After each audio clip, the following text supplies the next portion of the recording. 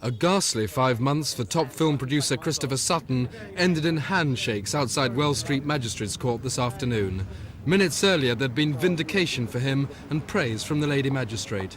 Well, I'm so pleased that she said that there were still caring members of the public, people who cared and bothered about the safety, particularly in London transport.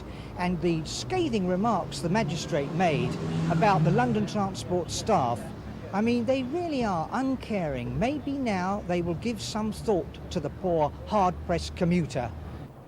In March, Mr. Sutton was leaving Oxford Circus station when he became aware that a near disaster was likely.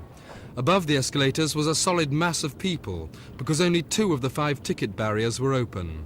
People were stumbling as they jammed on the moving stairway. A uniformed official leaning on a closed barrier, later identified as the station manager, brushed aside Mr. Sutton's concern, saying, "Tell it to London Transport headquarters."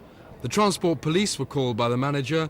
They ignored a situation 6 witnesses said today was potentially lethal and arrested and dragged away Mr. Sutton for disorderly behaviour. Today, witness after witness confirmed Mr. Sutton's story and contradicted the evidence of the 2 transport policemen who said he was disorderly. The magistrate found Mr. Sutton not guilty, saying it was a pleasure to do so.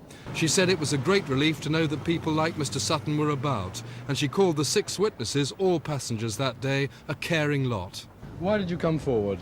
What I saw was an absolute disgrace. I saw an innocent member of the public being treated so badly and dragged away solely to protect other people. So it was a pleasure to help him out.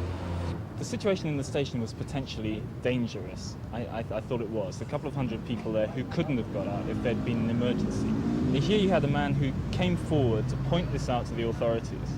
And not only was he ignored, not only was he hustled off as if he committed a crime, but they then actually had the cheek to bring a charge against him.